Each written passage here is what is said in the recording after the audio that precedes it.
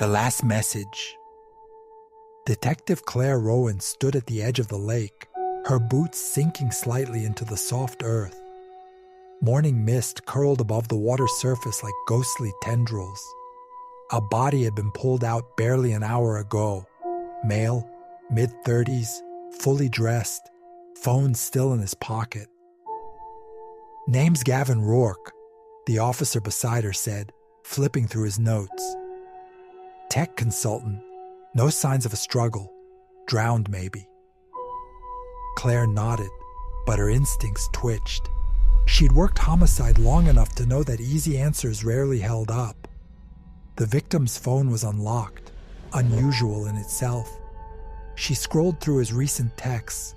One stood out, sent at 11:42 p.m. the night before. "Meet me at the lake. Come alone. Don't tell anyone. M." No replies.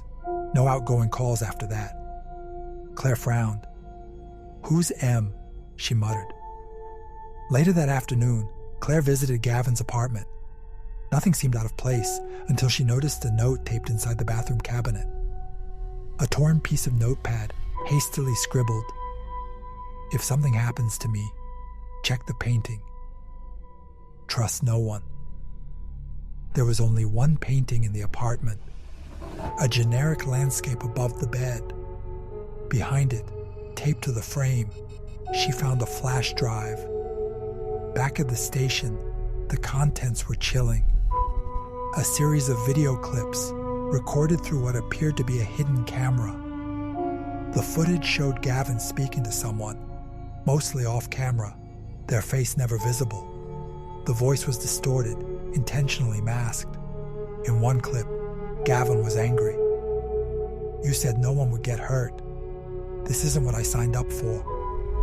The voice replied coldly, "You already signed, Gavin.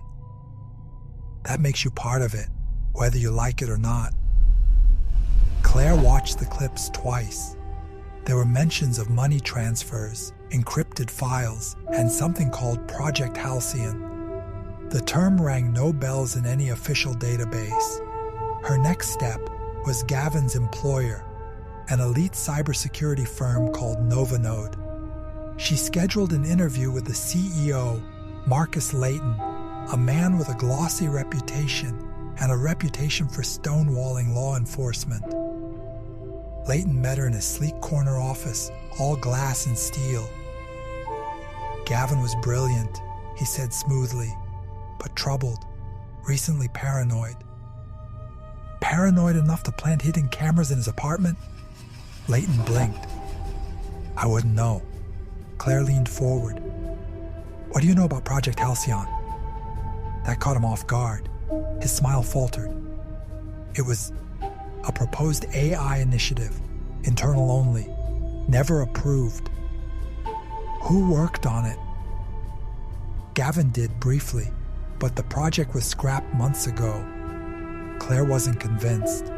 Back at her desk, she requested a search warrant for Novinode's internal servers.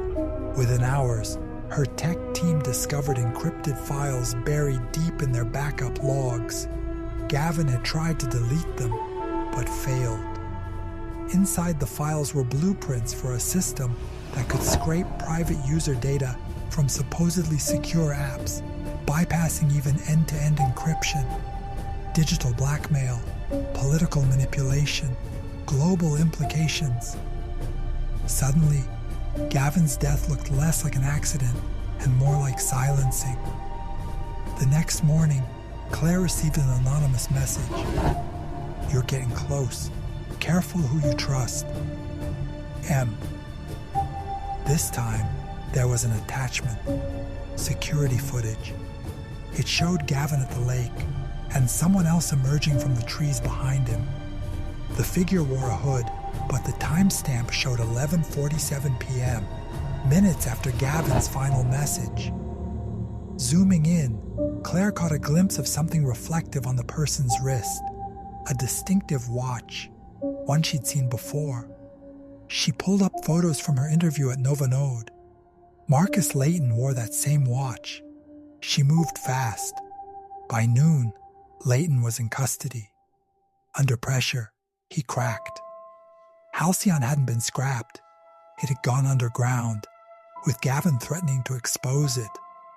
When Gavin grew restless, Leighton lured him to the lake, but he wasn't working alone.